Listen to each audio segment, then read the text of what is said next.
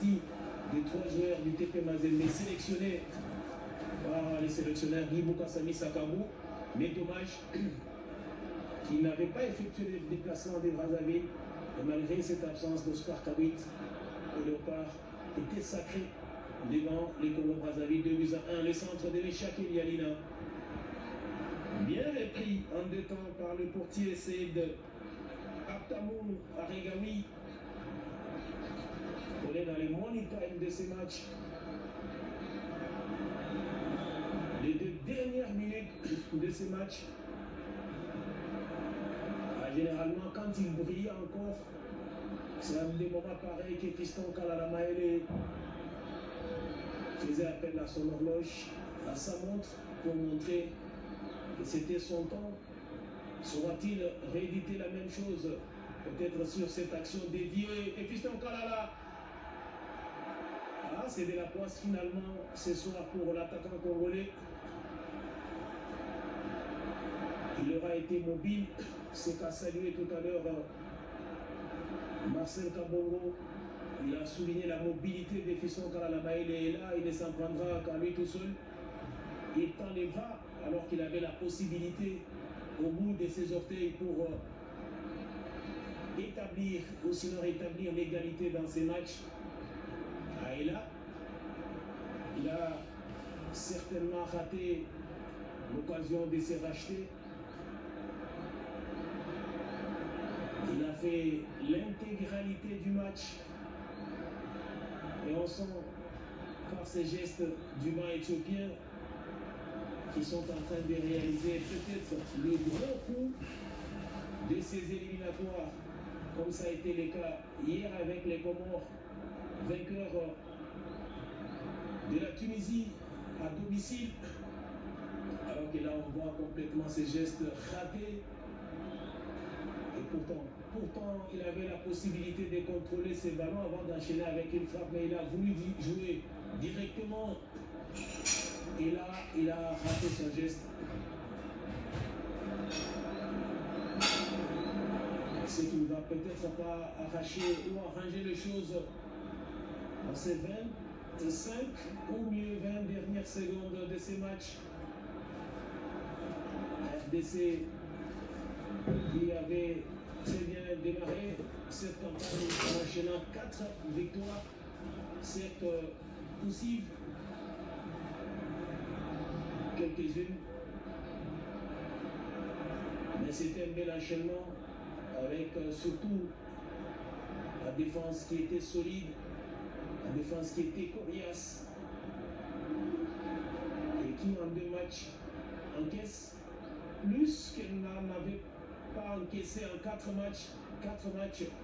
Et s'il faut ajouter celui contre le Togo, ça fera 5 matchs sans encaisser des buts. Mais là, en 2 matchs, ils encaissent 2 buts. Encore un ballon perdu et une passe en profondeur. Heureusement qu'il y a Inonga Baka qui récupère les ballons pour Joris Kaimé. Oscar Kabit qui n'aura pas ce ballon qui file en touche. On est dans le temps additionnel. Combien? 2 minutes à jouer. On les saura tout à l'heure, alors qu'il y a William Balikoucha qui récupère les ballons. Peut-être pour l'un des derniers espoirs de la République démocratique du Congo, Dylan Batoubissika. Loin devant, la déviation de Samuel Essende. Le ballon récupéré par William Balikoucha. Roi Ilonga, Enoch.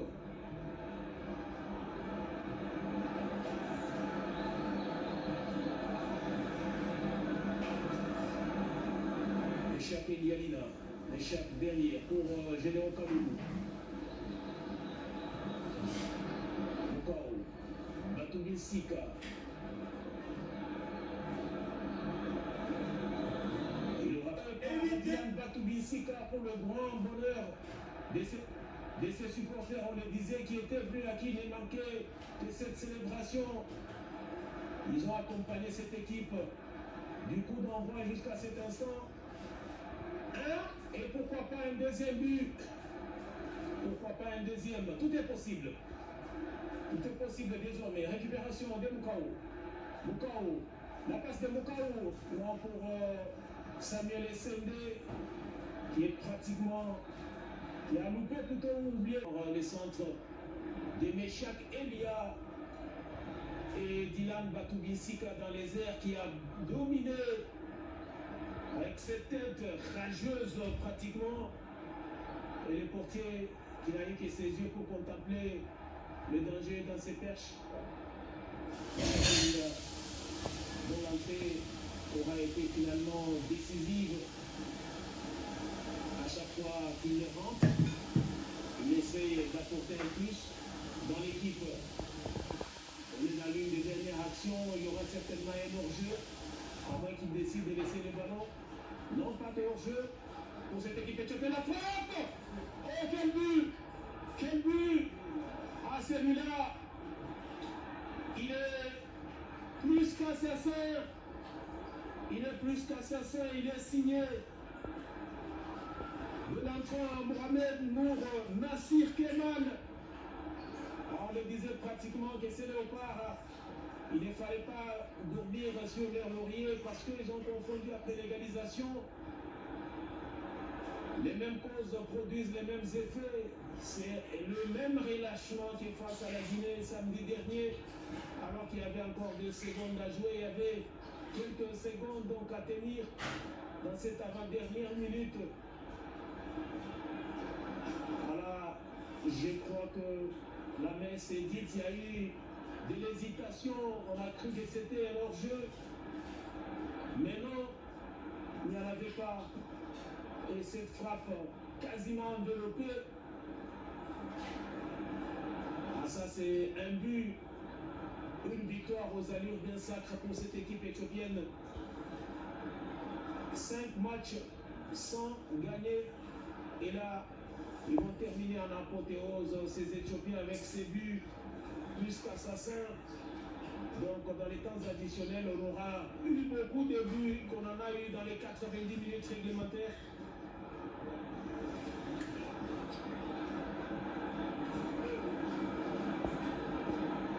Certainement que c'est la dernière balle à contrôler dans cette zone. Un match décisif. Au cours du temps, Maël avait marqué ces jours-là un joli but. Et pourquoi pas sur cette action et ces coups francs extrêmement bien placés. Ah, pourquoi ne pas offrir la joie des plus à ses supporters. Tout à l'heure, on a vu la présence de quelques structures d'accompagnement. Au Léopard de la République démocratique du Congo, on va d'abord suivre ces coups francs avant de revenir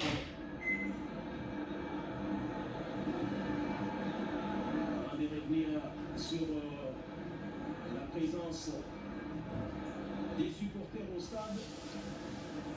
Il y a d'abord ces coups francs sur cette faute sur Samuel Essendé.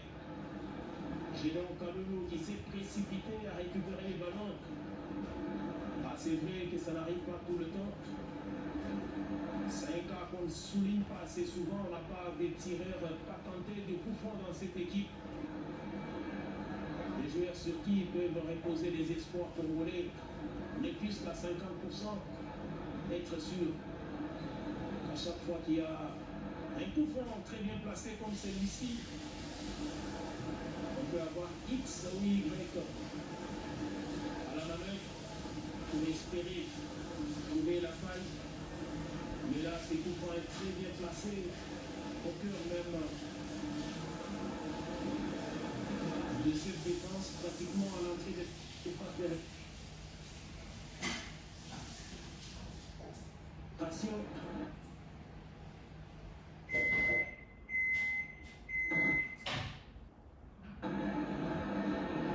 Ils sont nombreux.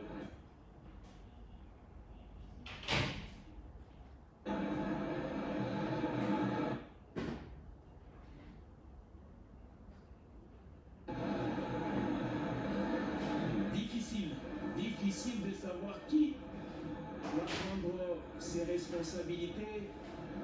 Ils sont pratiquement 4 ou 5 autour du ballon. Ça discute entre Silas Vupakatompa, Ilonga Enoch. apparemment, c'est William Balikwisha qui va prendre ses responsabilités. Pourquoi pas Ngalael Moukao. Et c'est lui qui s'avance. Non, c'est plutôt William Balikwisha, trop enlevé. Complètement raté. Ah, il a complètement raté sa passe. Plutôt sa frappe. C'était pourtant un coup franc très bien placé alors qu'il y a encore du changement à opérer. Cette fois-là, ça sera du côté éthiopien avec